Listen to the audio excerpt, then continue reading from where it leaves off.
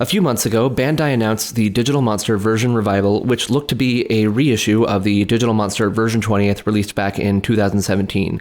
Many of you already know that the Digital Monster Ver.20th has been internationally released since then and has come out in several different colors across the world, so you may be wondering why a reissue would be happening. Well, while it has come out in the United States, Australia, Canada, the UK, and other areas as well over the years, it has only come out in Japan that one time, back in 2017 with the Wave 1 devices, and then I believe later that same year with the Wave 2 devices. So Japan actually hasn't been seeing the number of Digital Monster Ver.20ths that the rest of the world has been seeing.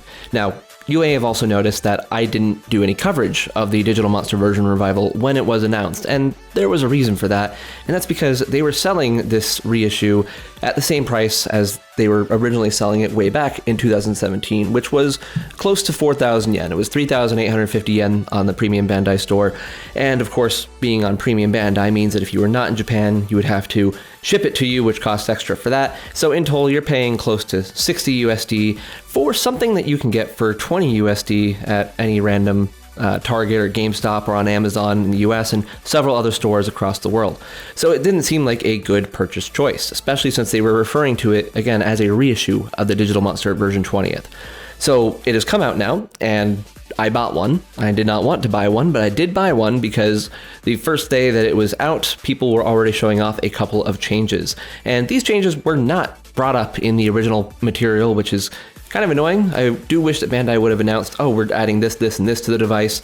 And overall, the changes aren't anything that I would say should sway your purchase decisions. In all, the Digital Monster Ver.Revival is still a lot more money for almost the same product as the Digital Monster 20th that's in English that you can get so many other places for a third of the total price, including shipping.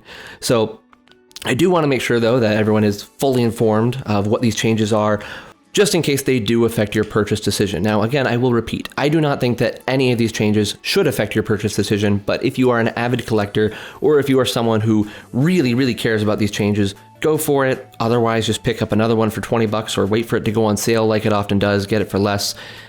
But yeah, let's go over what all these differences are. So right off the bat, first of all, let me point out which one it is. We are looking at this device right here. This is the Ver.Revival in the brick.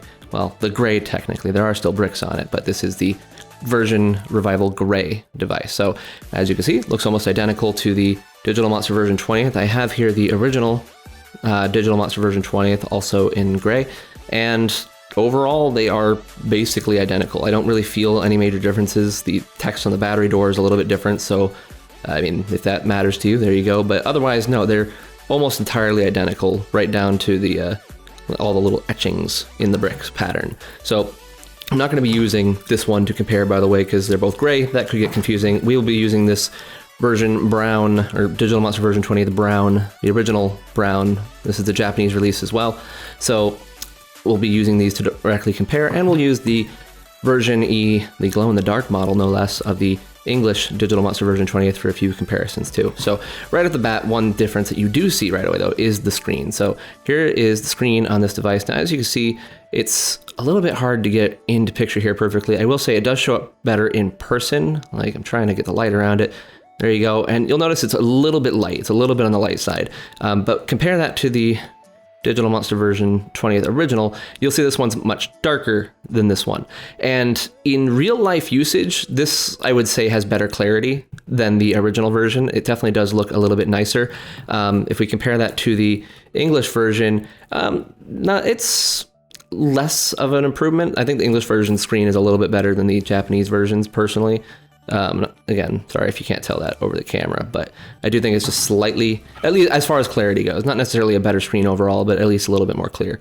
This is lighter. And then let's look at a few other devices. So we have the worst screen on any device ever. This is the Digital Monster X White, and there we go, let's turn that on. And it is just dark as heck. I know, again, won't come over great since I'm shining a light directly at it. You can see Metal Tyrannom on there. He's got a lot of dark pixels. That is coming through even on the capture there, so it's very dark, and if we compare that to this one here, much lighter, which again, definitely improvement over this. Comparing to another light screen, this is the X2. You can see the X2 is definitely a bit lighter. It's close, but the X2 is a little bit lighter than this one. But if we compare it to what I consider currently one of the best screens, the Pendulum Z, which is about the same screen as the Digital Monster X3, which is also very good. You can see the clarity on the Pendulum Z is like, it's perfect. This is like the absolute perfect screen contrast that I like. So overall, screen is an improvement over the original, a little bit on the light side, not as good as the Pendulum Z or Digital Monster X3, but still better than the original. So it definitely gets points for that. Let's get you out of here. We don't need you anymore. So that's the screen. This refresh rate is still the same, I should mention. So if we were to do some scrolling on this, we could see, all right, so it takes it I don't know, it's jittery. You can definitely see the frames that it's going through, as opposed to the smoother scroll that some of the other devices have. There you go. So but that's how this one was too. So that is basically the same. So we still get that weird low refresh rate that we saw on the original Digital Monster version 20th, as opposed to the improved one from the Pendulum version 20th. So one of the big questions I know people have is poop related, and I will rest assured you this device does not poop nearly as much as the original version or even the English version. Those versions poop quite a bit, which I know bothers a lot of people for good reason. It is a little bit extreme. They didn't need to make it go quite that crazy, and they did fix that on the Pendulum, on the Digital Monster X, and the Pen Z.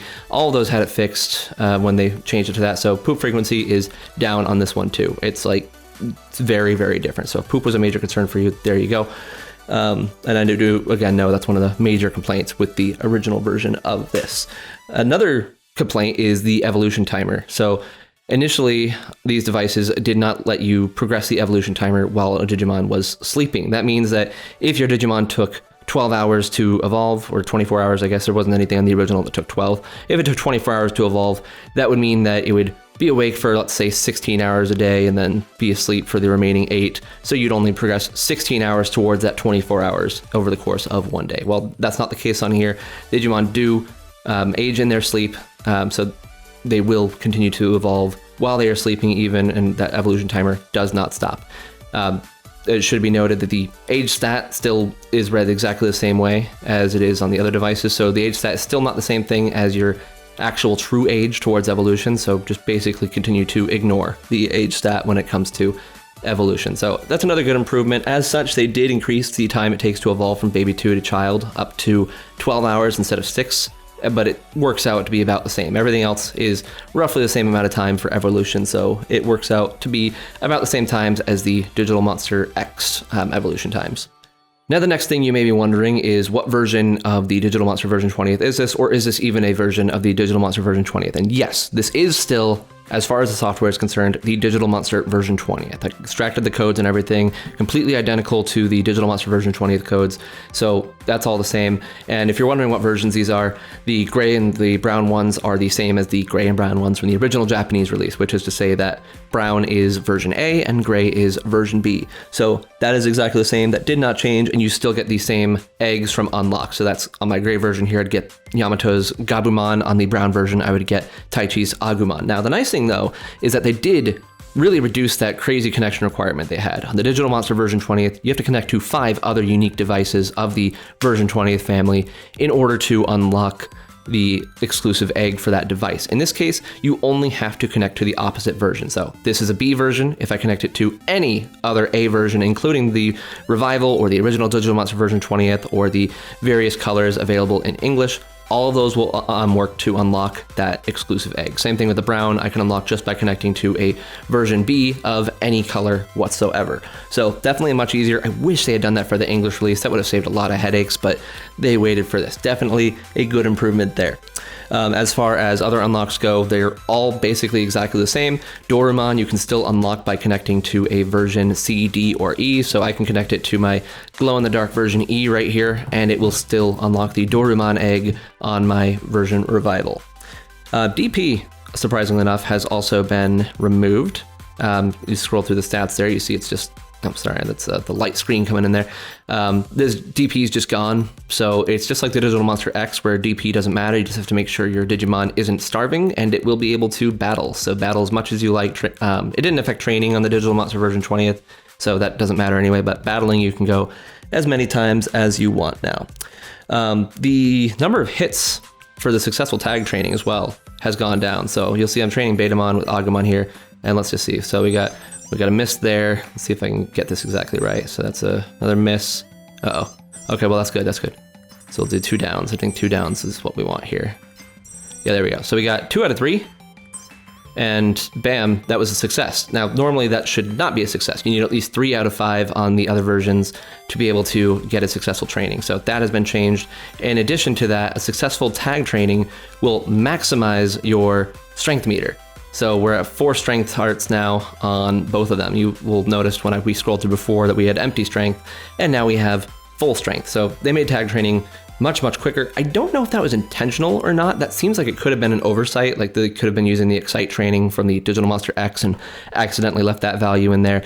I don't know. I'm not going to think too hard on it, but one way or the other, tag training takes significantly less time. Before, it was a bit of a chore to do it on the Digital Monster version 20th, but on the version Revival, it's definitely the preferred method for doing that training. So another change everyone wanted is that you can now go to the sleep menu and freeze your Digimon. You put them in cold mode. This was one of the first things people discovered when this came out. You can now absolutely pause your Digimon on the Digital Monster version Revival. So that's great. Cold mode was very helpful on other devices for when you needed to stop raising your Digimon for a little bit. But it does take away the ability to nap. So you can no longer just put your Digimon down for 3 hours to let them sleep and roll that into their bedtime. Overall, it's definitely an improvement on this device, because if you do want to make sure they stay in cold mode the entire night, you can, and they just won't evolve, they won't progress towards evolution, and that's no worse than letting them sleep the entire night on the original version. So that's definitely a major improvement to use cold mode.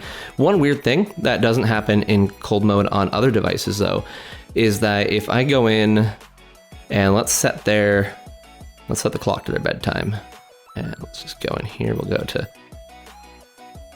go all the way to 11 p.m. So there we go. So it is their bedtime, and I'm gonna wake them up by giving them, or just going over here and hitting wake.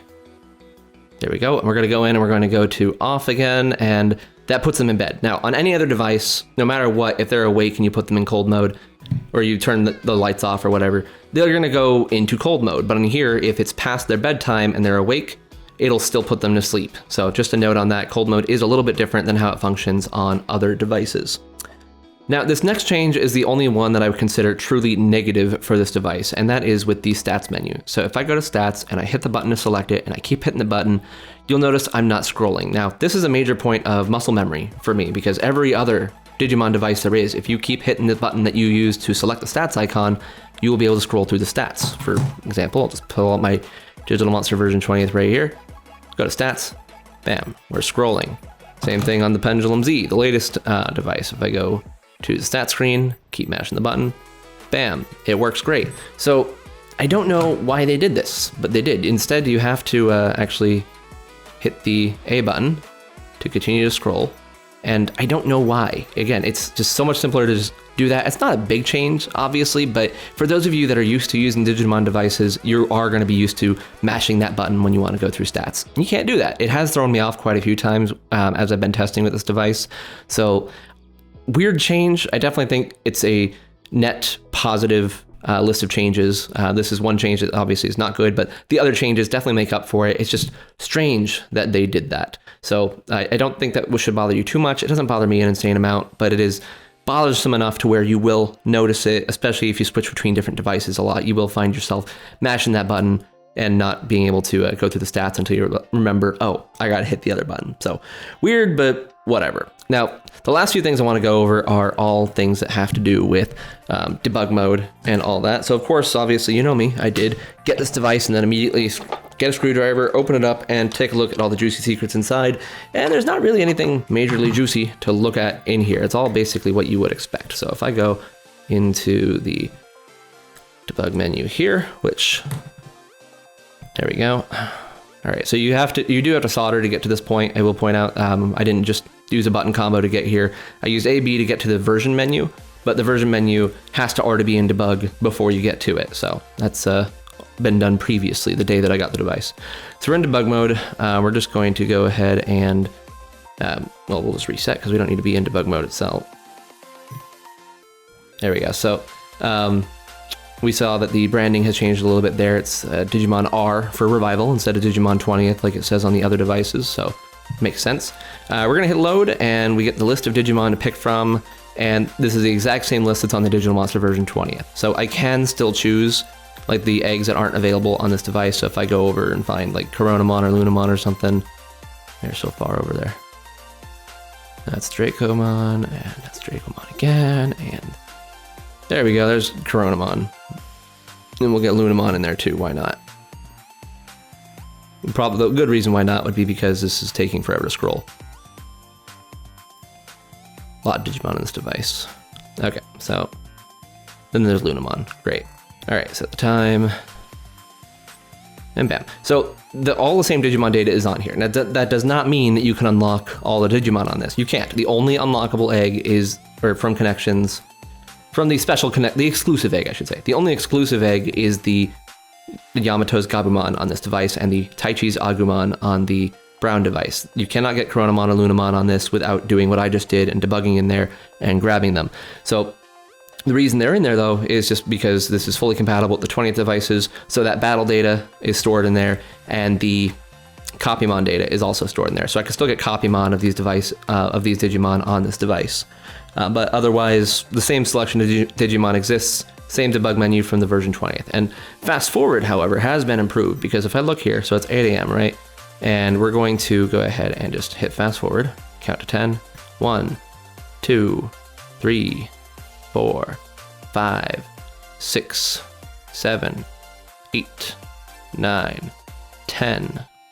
All right, we look at that. So it's about 1 minute per every 1 second, which is great because the Digital Monster version 20th had a much, much slower fast forward. So it's 8:37 right now. 1, 2, 3, 4, 5, 6, 7, 8, 9, 10. And it's been like a minute and a half, if that. So I don't know why fast forward on this is so slow. Much faster on here, not as fast as other modern devices. Starting with the Pendulum 20th, the fast forward speed is insane. So it's 8:35 here. And oh no! So it's still not as fast forward on other devices. So like my X2 here, it's 6:20 right now. So if I was to fast forward this, 3, 4, I don't even have to go that far. Look at this. We're already at 6:37. So it progresses much, much faster than on the Digital Monster version 20th and the Digital Monster version Revival. But this is at least faster than the Digital Monster version 20th, so that is great. So another question that you may ask is, well, if I can open it up and change it, can I version switch it? And no, you can version switch the Digital Monster version 20th. You cannot do that with the English version. You cannot do that with the Revival. They are locked to the version they have. The necessary jumper points to be able to switch versions are not there. And even if you could version switch like you could on this device was not able to get every egg if that was your intention. So you still are stuck with whatever exclusive egg is the one for the version you're currently in. So no version switching, that's not a thing for this. Which is fine. That's how it was originally. Most of the modern devices don't have version switching anymore. I think because they saw what we did with the Pendulum 20th and realized, oops, we should probably cover our tracks better next time. So there you go. So that's pretty much everything there is about the version Revival. So I do want to emphasize, it is absolutely an improvement in every way that, well, except for the stats thing, but every other change is an improvement over the Digital Monster version 20th, that's for sure. Definitely a solid improvement. A lot of quality of life features that we see from other modern pets have been brought in to make this probably the best version of the Digital Monster version 20th. I still don't recommend buying one because it is still too dang expensive. This was something that was sold in Premium Bandai as a pre-order only item that wouldn't even be coming out immediately. It was sold for the same price that it was originally released at back in 2017, and these devices are everywhere now. You can get 3 Digital Monster version 20th for the price of 1 Digital Monster version Revival, as long as you live in an area that has them, of course. Now, that may mean that if you don't live in an area where you can easily get an English version, maybe the Digital Monster version Revival is a better choice for you, but I still feel like with importing fees and everything, you'd be better off importing from the closest country or territory that sells the English version than by going and finding one of these. Now, again, if you want to, I'm not going to stop you, obviously. I don't think that this was a great decision on Bandai's part to sell it this expensive and to not tell us anything. I do wish they were more clear and upfront about what this would be, because I do think that some people may have still decided to buy one earlier on regardless. But I also think they should have sold it for a lot less. I also think it should just be sold at retail stores in Japan and not as a pre-order only item, because everywhere else that sells the Digital Monster version 20th in the world sells it as retail. Why does it not sold that way in Japan as well? So, I don't know. I have a lot of problems with the way they're doing this. That's another part of the reason why I do not want to support Bandai's decision to release this thing. I bought one. Sorry. I bought it after they had already come out, and Japan You Want had already ordered their stock. So I'm not, I wasn't one of the pre-orders telling them that people liked this. I will say I would still like to see a Pendulum version revival, but that's only because Digimon Pendulum version 20th are hard to come by, and I want people to be able to have them without going crazy and spending so much money. Who's beeping? Koromon, you be quiet. I want people to be able to have the Pendulum version 20th without paying over $100 for one. It's insane how much it has skyrocketed in recent times. So I would still like to see that, but I would like to see it as a retail release. I would like to see it done a different way. I'm not a big fan of the way that Bandai does things currently. It's a bit of a bummer because I really like their products for the most part, and I would like to see them just do things differently to help support the VPETS community, which has been growing rapidly in recent years. So I don't know. In the meantime, do keep an eye on Bandai America's Twitter, if for no other reason than to just politely ask them whenever they tweet about Digimon. Ask them about the Digimon Pendulum version 20th. Say that you are interested in receiving it, that you would love to see the version 20th Pendulum released in the United States. I don't know if Bandai has other social media channels in other countries and territories too, so if you are in another country and want it brought to your country, do find your Bandai branch, reach out to them, let them know you want those devices, because they do listen. This device right here, as pointed out by Xanadu, a friend of the channel, Xanadu pointed out that the glow in the dark, when he spoke to a Bandai rep, was something that was brought to us because fans wanted it. That's why they gave us this color. And the Bandai rep says they do listen to us. So that doesn't mean they're necessarily going to do everything we ask of them, of course, but it wouldn't hurt. So do let them know that we want these things. Other than that, there's nothing else to say about the version revival. If you didn't see my last community post about the Vital Bracelet Digital Monster, do check that out. I put a link to an FAQ from Bandai in there that answers a few questions, all of which unfortunately have negative answers, such as that the device is not waterproof, the battery life is pretty crappy, and yeah, there's not great stuff in there, but it's definitely something you should look at to be sure you are making an informed decision. I'm still getting a Vital Bracelet because it is still going to be fun. It's a nice toy, if nothing else. I wouldn't say it's a competent fitness band at this point anymore, but it is certainly still something fun and interesting, a new thing Bandai is doing, and I still like it, just not as much as I did before they revealed that information. So definitely check out that FAQ if you are interested to know what details they have given about the Vital Bracelet. We probably will be getting more details about that later this month. As usual, I'll make sure to put a video out as soon as we know more information about that. I'm also working on the next brief history of Digimon VPETS video for the Digimon XL, and that will be coming out hopefully later this month. I do have an extra video that will be coming out this month that I'm going to try to do as an actual extra video, not in place of a video, but as an extra one. So I got to work on that too. Just depends on how things go. Either way, if you do have any other questions about the version revival or Vital Bracelet, or just want to talk about Digimon Virtual Pets, do consider joining our Discord, and do consider subscribing to this channel to stay informed for those videos that I have coming up. Until next time, bye.